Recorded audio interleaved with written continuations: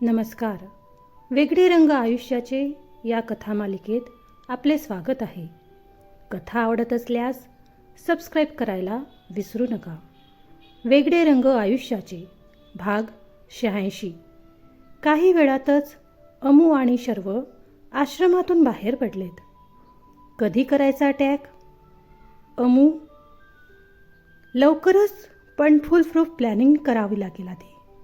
असंच घाईत केलं तर हातात काहीच येणार नाही. शिवाय बाकी लोक सावध होतील ते वेगळंच. शर्व विचार करत म्हणाला. ते तर आहेच. अमूने होकार दिला. मॉमला कॉल कर आणि आपल्याला लेट होईल घरी यायला म्हणून कळवून दे, शर्वने तिला सांगितलं.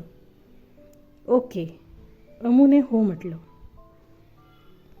रॉनी, सबको ऑफिस में बुलाओ. It's urgent. आधे घंटे में मुझे सब ऑफिस में चाहिए. शर्व रॉनीला कॉल करून म्हणाला. अमेया, तुझ्या टीमला अलर्ट कर. फास्ट. जास्त टाईम नाही घालवता येणार आता. शर्व कारचा स्पीड वाढवत म्हणाला. हो, मी ऑलरेडी काम सुरू केलं आहे. 1 मिनिट, डेव्हिडचा कॉल येतोय. हॅलो. हां डेव्हिड, बोलो. अमू कॉल रिसीव करून बोलू लागली. अमू, मैंने उस एरिया में एक्टिवेट जितने मोबाइल नंबर है उनकी डिटेल निकाल रहा हूँ. उनमें से कुछ नंबर मुझे गड़बड़ लग रहे हैं. तुम्हें सब डिटेल भेज दी है, चेक कर लो. डेविड म्हणाला. ओके, मैं देखती हूँ. तुम जल्दी ऑफिस आ जाओ. अमूने त्याला म्हटलं. हाँ, बस पहुँचने वाला हूँ, डेव्हिडने तिकून उत्तर दिलं. ओके. काही वेळातच शर्व आणि अमू ऑफिसमध्ये पोहोचले. सर्वजण घाई गडबडीत त्यांचं काम करत होते. Guys, any improvement? शर्व सर्वांकडे बघत म्हणाला. यस सर, आप ये चेक कर लीजिए, रॉनीने शर्वला म्हटलं. ओके. और विशाल, तुम्हारी टीम की क्या अपडेट है? शर्वने विशालला म्हटलं. सर, सारे मोबाइल की इंफॉर्मेशन चेक हो रही है. बस कुछ देर में आपको सब इंफॉर्मेशन मिल जाएगी, विशालने उत्तर दिलं. ओके, क्विक गाइज, ज़्यादा टाइम नहीं है हमारे पास, शर्व सर्वांना प्रोत्साहित करत म्हणाला. तसं सर्वांनी एस सर म्हणून होकार दिला. इकडे विशाल त्याच्या टीमसोबत बोलत होता. डेव्हिड, क्या प्रोग्रेस है? विशालने त्याला विचारलं. सब डिटेल्स आ गए हैं मोबाइल कंपनी की तरफ से. बस अमू चेक कर रही है, डेव्हिडने त्याला उत्तर दिलं. ओके. नील, तुझं काय सुरू आहे? विशालने नीलला म्हटलं. हे बघ, हे पिक्स मिळालेत मला. नील विशालला स्क्रीन दाखवत म्हणाला. ओ, गुड वर्क गाईज, विशाल सर्वांना म्हणाला. इकडे शर्वने पटापट 2-3 कॉल केलेत. त्याला हवं ते मिळाल्यावर त्याने सर्वांना बोलावलं. गाइज, आई थिंक हमें जितनी इन्फॉर्मेशन मिली है उतनी काफ़ी है. सो प्लान के हिसाब से आज रात को हमें रिप्लेसमेंट करनी है. हमारे टीम में से 2, लोकल पुलिस की टीम में से 1 और साइबर टीम में से 1, ऐसे 4 लोग रिप्लेस किए जाएंगे. शर्व सर्वांकडे बघत बोलत होता. S sir. ओके, तो रॉनी और निशिकांत आर्मी टीम से, इंस्पेक्टर देव पुलिस टीम से और साइबर टीम से मिस्टर नील स्पॉट पे वर्क करेंगे. किसी को कोई प्रॉब्लम हो तो अभी बात कर लेते हैं, शर्व सर्वांकडे बघत म्हणाला. सर, क्या मैं जा सकती हूँ? अमेयाने कोपऱ्यातून विचारलं. अमेयाच्या बोलण्याने सर्वांच्या माना तिच्याकडे वळल्या. शर्व तर 2 मिनिट काहीच बोलला नाही. मग गालात हसत म्हणाला, अमेया मैडम, मेरी जानकारी के अनुसार चारों टेररिस्ट मेल है. आप जा तो सकती है, लेकिन आप किसी भी एंगल से मुझे मेल की तरह नहीं दिखती. फिर शर्व वाक्य मध्येच सोडत थांबला. शर्वच्या बोलण्यावर तिथे असणारे सर्व हसायला लागलेत आणि अमू डोळे बारीक करून गालात हसणाऱ्या शर्वकडे बघू लागली. काही वेळातच सर्व प्लॅनिंग झालं. तसं शर्व आणि अमू ईश्वरदादाला भेटायला म्हणून बाहेर पडलेत. कारमध्ये अमू गाल फुगवून बसली होती. शर्वने कार सुरू केली आणि तो बोलू लागला, भूक लागली का? खाऊन घ्यायचं का आधी काहीतरी? अमेया, तुझ्याशी बोलतोय मी. शर्व गप्प असलेल्या अमूला म्हणाला. काय आहे? अमूने जरा चिडून म्हटलं. अगं, मला भूक लागली आहे म्हटलं. खायचं का काही? शर्वने तिला विचारलं. मला नाही खायचं आहे काही. तुम्हाला खायचं आहे तर खा, अमू गुस्सातच म्हणाली. तुला भूक नाही? कमाल आहे ना? शर्वने म्हटलं. यात काय कमाल आहे? नेहमी मला भूक हवीच का? नाही आहे तर नाही आहे, अमू खांदे उचकवत म्हणाली. अगं, चिडायला काय झालं? मी तर सहजच म्हटलं. शर्वने जरा प्रेमाने म्हटलं. हो, तुम्ही सर्व सहजच म्हणतात. मीच विनाकारण चिडते आहे, अमू म्हणाली. शर्वने तिच्याकडे बघितलं. तिच्या चेहऱ्यावर राग स्पष्ट दिसत होता. त्याने एका कॉफी शॉपसमोर कार थांबवली. चल, कॉफी तर घेऊ शकते ना, शर्व कार ओपन करत म्हणाला.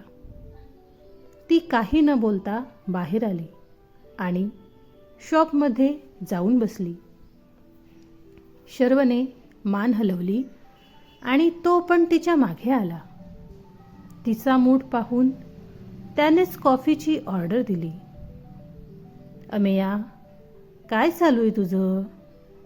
लहान आहेस का असं वागायला? शर्व अमूला म्हणाला. नाही आहे मी लहान, माहिती आहे मला. मी मोठी झाली आहे आणि तेच तुम्हाला सांगते मी. अमू, अगं पण. काय पण? माझं बोलणं असं कसं उडवून लावू शकता तुम्ही? अमू म्हणाली. हे बघ, हे मिशन तुझं किंवा माझं एकट्याचं नाही आहे. आपली पूर्ण टीम आहे आणि त्या टीममधील प्रत्येकजण स्पेशल आहे. त्यांच्याकडे त्यांच्या स्किल्स आहेत. मान्य आहे की तू पण परफेक्ट आहेस, पण प्रत्येक ठिकाणी तूच म्हणशील की मला करायचं आहे तर बाकीचे काय करतील? आणि तिथे तुझं काम नाही आहे. मला तुझी हेल्प नंतर लागणार आहे. सो हा ड्रामा बंद कर. हे असं ऑफिसमध्ये वागणं चांगलं नाही आहे, लक्षात ठेव. शर्व जरा आवाजात जरा बांधून म्हणाला. सॉरी. अमू, तू सॉरी बोलावं म्हणून नाही सांगत आहे मी, पण या सर्व गोष्टींकडे लक्ष द्यायला पाहिजे ना राणी तू, शर्व तिला प्रेमाने समजावत म्हणाला. तसं अमूने हो म्हणून स्माईल केली. चल आता लवकर कॉफी संपवा, उशीर होतोय, शर्वने म्हटलं. एस सर, अमू म्हणाले. कॉफी शॉपमधून ते दोघे सरळ अप्सरा टॉकीज एरियामध्ये आलेत. आज त्यांना कोणीही अडवणार नव्हतं. शर्वने ईश्वरदादाच्या घरासमोर कार थांबवली. ते बाहेर आलेत तसं लगेच सोमनाथ बाहेर येऊन त्या दोघांना आत घेऊन गेला. या बसा, मी तुमचीच वाट बघत होतो. आतमध्ये ईश्वरदादा बसलेले होते. ते म्हणाले, थँक्यू. तर तुम्हाला कल्पना आलीच असेल आम्ही का आलोय त्याची, शर्वने म्हटलं. हो, मी लागेल ती मदत करायला तयार आहे तुमची, ईश्वरदादाने शर्वला म्हटलं. ओके अमेया, आता तुझं काम सुरू होत आहे. आर यू रेडी, शर्वने तिला म्हटलं. Yes boss. दादा चलायचं मग, अमू आधी शर्वला आणि नंतर ईश्वरदादाला म्हणाली. हो नक्कीच. सोमनाथ, रमाला बोलव. आणि साहेब इथेच आहेत तर त्यांच्या पाहुणचाराचं बघ जरा. आम्ही आलोच जाऊन, ईश्वरदादाने सोमनाथला सांगितलं. हो दादा, त्याची नका काळजी करू, सोमनाथ असं बोलून रमाला बोलवायला आत गेला. अमेया, सतत कॉन्टॅक्टमध्ये राहा आणि जास्त रिस्क घ्यायची नाही आहे. शक्यतोवर नजरेत येऊ नकोस, शर्वने तिला सांगितलं. हो रिलॅक्स, सर्व ठीक होईल, अमू शर्वला आश्वस्त करत म्हणाले. नक्कीच होईल, आय ट्रस्ट यू, शर्व गोड स्माईल करत अमूला म्हणाला. अमूने पण एक छान स्माईल दिली. तोच रमा तिथे आली आणि ते तिघे बाहेर पडलेत. रमा काकू, नेहा तयार आहे ना, अमू बाहेर जात असताना म्हणाली. हो, मी सांगितलं आहे तिला तुम्ही येताय ते, रमाने अमूला म्हटलं. ते सर्व बोलत बोलत नेहाच्या घराजवळ आलेत. रमाने तिला आवाज दिला तसा नेहा बाहेर आली. तिने तिथल्याच तिच्या काही मैत्रिणींना पण बोलावले होते. ईश्वरदादाने त्यांच्या माणसाला इशारा केला तसं 50-60 पुरुष आणि स्त्रिया तिथे आल्यात. सर्व जमलेत तसं ईश्वरदादा बोलायला लागलेत. आलेत का सर्व? चांगलं आहे. तर तुम्हा सर्वांना इथे बोलावण्याचं कारण म्हणजे आपल्या मुलींचं शिक्षण. 2 वर्षांपासून आपण आपल्या मुलींच्या शिक्षणासाठी म्हणून काही उपक्रम राबवले आहेत. तसाच एक नवीन उपक्रम आता राबवायचा आहे, ज्यामुळे मुलींचं फक्त शिक्षणच नाही तर नोकरी व्यवसायाचा पण प्रश्न निकालात निघणार आहे. तर त्यासाठी नेहमीप्रमाणे आपल्या अमेयाताई आपली मदत करणार आहेत. म्हणून आता ताई काय म्हणताय ते ऐका, ईश्वरदादा प्रस्तावना करत म्हणाले. ईश्वरदादाचं बोलणं झालं तसं अमेया पुढे आली. मी काही इथे स्पीच द्यायला नाही आले. बस तुमच्या मुली हुशार आहेत, त्यांना पुढे जाऊ द्या हेच सांगायला आले आहे. ही नेहा तिच्या हुशारीवर इथपर्यंत आली आहे. तसंच तुमच्या मुली पण पुढे जातील.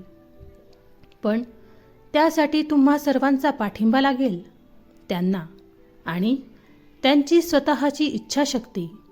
तर तयार आहात काय तुम्ही सर्व? अमू सर्वांकडे बघून म्हणाली. हो नक्कीच, सर्व मुली म्हणाल्या. ओके, मग आपण आधी अशा मुलींबद्दल बोलूया ज्या आता लवकरच कॉलेज कंप्लीट करणार आहेत. तर नेहा, तुझ्याबरोबरच्या ज्या फ्रेंड्स आहेत त्यांना बोलव, अमूने म्हटलं. अगदी माझ्यासोबत तर मुस्कान आहे फक्त, पण ती आलीच नाही आहे इथे, नेहाने म्हटलं. ओ बरं, मग तिचं घर कुठे आहे? तिथेच जाऊन बोलूया आपण तिच्याशी, चालेल ना दादा, अमूने म्हटलं. हो चालेल ना. चला रे सर्व, रहीमच्या घरी जाऊया. ईश्वरदादा सर्वांना म्हणालेत. काही वेळातच ते सर्व मुस्कानच्या घराबाहेर आलेत. एका माणसाने मुस्कानच्या अब्बांना म्हणजेच रहीमला आवाज दिला. त्याचवेळी मुस्कानच्या घरात ती आणि तिचे अम्मी आणि अब्बू घाबरून एका कोपऱ्यात बसलेले होते. बाहेरून आवाज ऐकून ते अजून घाबरलेत. तिथे 4 लोक अजून होते. त्यांच्यापैकी एकाने खिडकीतून बाहेर पाहिलं आणि आत जाऊन सांगितलं, "ये लोग कौन है?" पहिला रहीमला म्हणाला, "ये सब यही रहने वाले लोग हैं, लेकिन ये यहाँ पर क्यों आए हैं?" दुसऱ्याने म्हटलं, "क्या पता, तुम दोनों तैयार रहो और तुम चलो मेरे साथ." पहिला आधी त्याच्या साथीदारांना आणि मग रहीमला म्हणाला, "ए उठ, बाहर ये लोग क्यों आए हैं, बोल जल्दी." पहला रहीमला म्हणाला, "मुझे कैसा पता होगा?" रहीमने म्हटलं, "तो जाके देखना फिर." दुसऱ्याने म्हटलं, "और हाँ, कोई होशियारी मत करना, नहीं तो पता है ना क्या होगा?" "हाँ हाँ पता है," रहीम म्हणाला. "चलो फिर, मैं तुम्हारे साथ ही रहूँगा." "ठीक है," रहीमने होकार दिला. तसं ते दोघं बाहेर जायला निघालेत. पुढच्या भागात ॲक्शन वाचायला तयार रहा. पुढचा भाग लवकरच येईल. धन्यवाद.